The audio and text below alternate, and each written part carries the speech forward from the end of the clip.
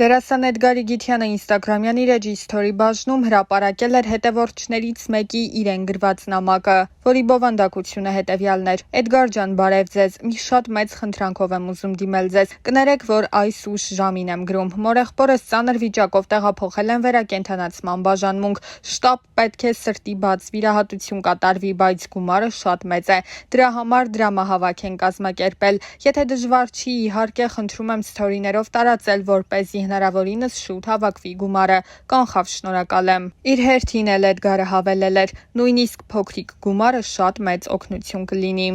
Օրինակելի ու գեղեցիկ ընտանիք, ներդաշնակ զույգ, սա այն ամենն է, ինչ կարելի է ասել դերասան Էդգար Իգիթյանի և կնոջ Լուսինեի ստեղծած միության մասին։ Այժմ Լուսինեի և Էդգարի սոցիալական էջերում շատ կարելի է համատեղ հրապարակումներ տեսնել, որոնց մեկնաբանությունների հատվածը ողողված է միայն ջերմ խոսքերով, ինչից կարելի է եզրակացնել, որ այս զույգը իսկապես սիրված է հանրության կողմից։ Ակնհայտ է, որ Էդգարի դերասանական գործունեությանը զուգահեռ նրա երկրպագուներին շատ է հետաքրքրում նաև նրա անձնական կյանքը, ու Էդգարը սիրում է կրկնել՝ ընտանիքը միշտ առաջին տեղում է։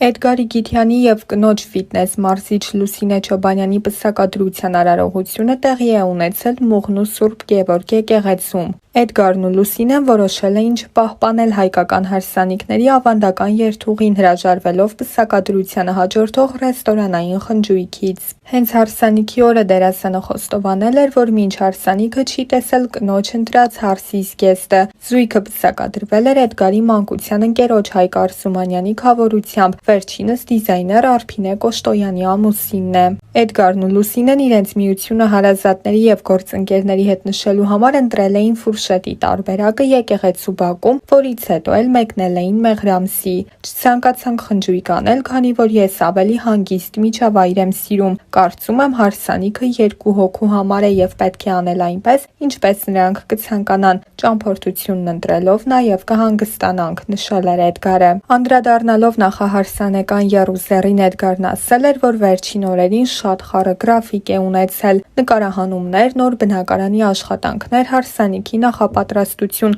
այնքան զբաղված էի, որ նույնիսկ օրեր են եղել չեմ տեսել Լուսինեին։ Հարսանեկան ճամփորդության համար զույգը ընտրել էր Հունաստանի Կրետե կղզին։ Էդգարն ու կինը իրար ճանաչում են արդեն 7 տարի և խոսելով իրենց ծանոթության մասին նշել էին, որ իրենք ծանոթացել են սոցիալական ցանցերի միջոցով։ Ինձ հետաքրքրեց, որ զբաղվում է սպորտով, քանի որ այդ ժամանակ այդքան էլ շատ չէին աղջիկ ֆիթնես մարզիչները։ Սկսեցինք շփվել մի քանի ամիս և օրերից մի օր որոշեցինք հանդիպել։ Նրա հայացքը, աչքերը միանգամից գրավեցին ինձ։ Նա այն մարդն էր, ում մինչ տեսնելը հենց այդպիսին էլ պատկերացնում էի։ Քանի որ լուրջ աղջիկներին լուրջ են վերաբերվում, պատասխանատվությունը մեծացավ։ Հասկացա, ինձ ժամանակ է պետք, իսկ դադարից հետո արդեն պետք էր հարաբերություններն ավելի լրջացնել, պատմել էր դերասանը։ Հաճախ հիշում եմ այն օրը, երբ տեսա քո լուսանկարը և կարդացի մի քանի տող, որ դու գրեցիր ինձ համար, հետո բառ առ բառ միահյուսվեցին մեր ճակատագրերի շարանը։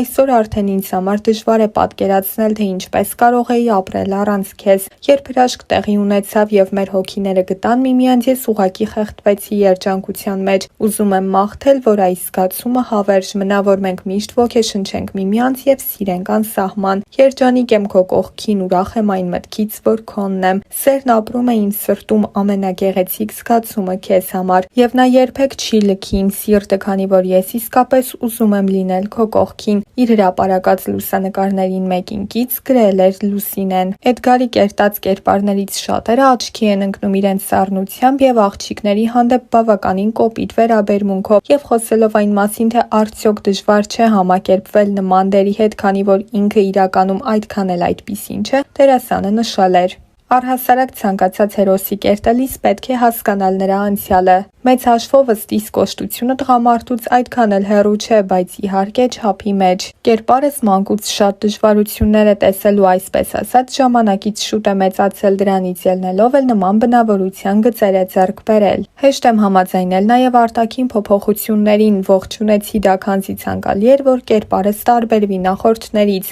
իսկ դա կարևոր է հատկապես երբ անընդհատ ընդգրկված ես լինում տարբեր տարբեր նախագծերում։ Յուրաքանչյուր հերթական հերոս պետք է ունենա իր առանձնահատկությունները, արտաքինը, հագուստի ոճը, խառնվածքը։ Ինքս էլ ծանոթանալով կերպարին փորձում եմ ստեղծել նրա ուրույն ոճը, մշակել նրան բնորոշ շարժումներ, դիմախաղ։ Մասնագիտության բերումով Էդգարը մշտապես շրջապատված է համակրելի աղջիկներով եւ անդրադառնալով կնոջ խանդի թեմային նա նշել էր. «Նախ ասեմ, որ այս կյանքում ինձ համար ավելի կարևոր բաներ կան, քան ճանաչված լինելն ու հանրության համակ ուշադրությունը, ու այդ մասին շատ լավ գիտի կինս՝ Լուսինեն։ Նա գիտի, որ ընտանիքն ինձ համար առաջնային տեղում է եւ միշտ էլ այդպես է լինելու։ Իսկ մասնագիտության մեջ ես ունեմ սահմաններ, որոնք երբեք չեմ անցնում։ Միմյանց հանդեպ մեր ընտանիքում ունեցած վստահությունն այնքան մեծ է, որ խանդի առիթ երբեք էլ չի լինում։ Նույնիսկ հակառակը, մասնագիտությանս առումով կինս միշտ աջակցում է ինձ։ Մեր հարաբերություններում շատ մեծ դեր է ունեցել եւ ունի այն, որ ես ու Լուսինեն հասցրել ենք իրար լավ ճանաչել դեռ ընկերական շփումների շրջանում եւ միմյանց հանդեպ միշտ անկեղծ ենք եղել։ Մեր ծանոթության առիթը եղել է այն, որ երկուսս էլ ֆիթնես մարզիչներ էինք եւ ինձ համար շատ մեծ նշանակություն ուներ այն,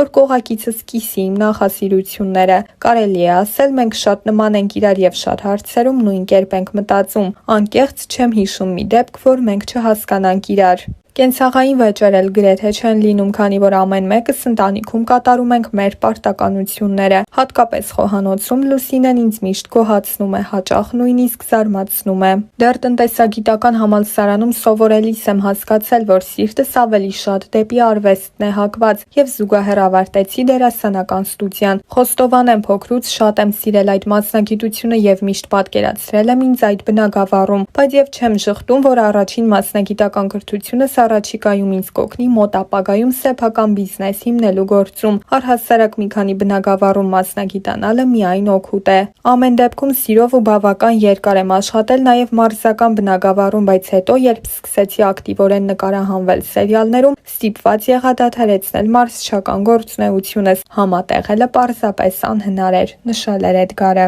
Թե գործնական, թե անձնական կյանքում ինձ հաջողված հաստատված մարդ եմ համարում, գնալով ավելի ուժեղ եմ դառնում, ինչը հաճելի է։ Ամեն տարի էլ ձգտումներ ու սպասումներ եմ ունենում, ամենակարևորը ունեմ սիրելի կին, ընտանիք, ընկերներ։ Այսքանը բավարար է, որ ինձ լավ զգան, բայց եթե համարեմ, որ հասել եմ ամեն ինչի, կկորցնեմ առաջ գնալու ջիղը։ Ամեն տարի պետք է ունենաս նոր ձգտումներ, նպատակներ, որպեսզի թեկուզ փոքր, բայց հստակ քայլերով առաջ գնաս։ Թե սեփական գործ ունենալու, թե ընտանիքիս հետ կապված շատ նպատակներ ունեմ, բայց դրանք երազանքներ չեն։ Երազանքները չեն իրականանում, ես նպատակի մարդ եմ ու ինքնուրույն իրագործում եմ իմ նպատակները։ Լուսինեն եւս տարբեր առիթներով խոսել է իրենց հարաբերությունների մասին, մասնավորապես նշելով. «Երբ կինն ու տղամարդը ոչ միայն ամուսիններ են, այլ նաեւ շատ մտերիմ ընկերներ, հետաքրքրությունները գլուխ են բարձրացնում եւ օրը լցվում է։ Ֆիլմեր ենք դիտում, ժամանցային խաղեր խաղում։ Միայն այն, որ սիրելիիդ ներկայությունը քեզ հաճույք է պարգևում, չես էլ հասցնում ձանձրանալ։ Ամուսնությունից հետո մեր կյանքում գրեթե ոչինչ չի փոխվել։ Ուղղակի ամեն ինչ միասին կիսելու արդյունքում մեր երջանկությունը լիարժեք է դարձել»։ Լուսինեն նշել էր, որ ամուսինն իր պատրաստած ուտեստները համտեսելուց հետո շնորհակալություն է հայտնում եւ համբուրում իրեն։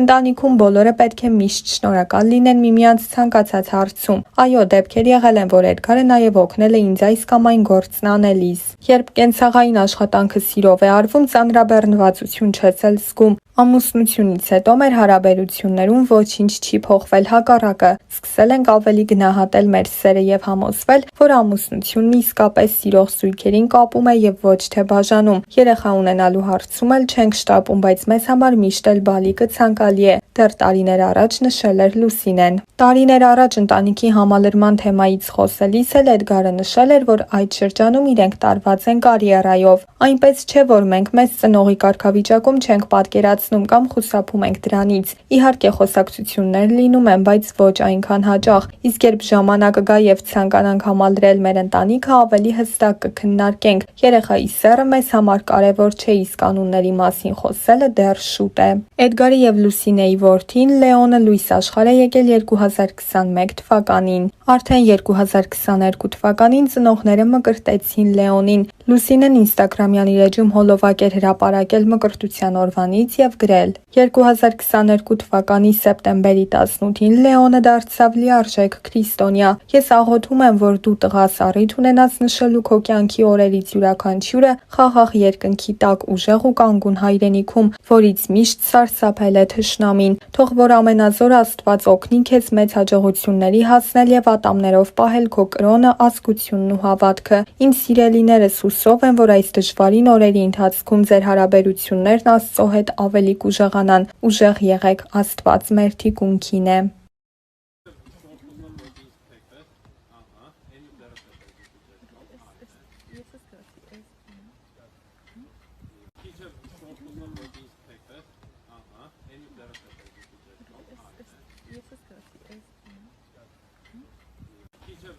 Չասու ծեդ։ Լավ իդեա։ Դու հարի։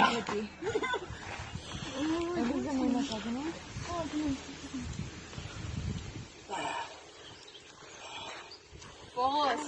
Ինչ ալի։ Բայց հենց դա շասես է։ Պասի։ Անի մենակ։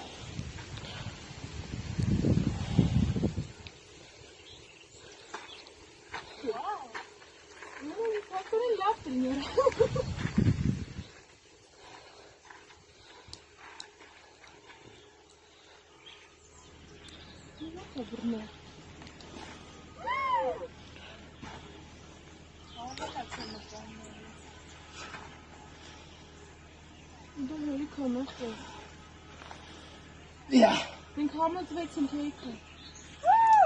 Այդ մեջ կով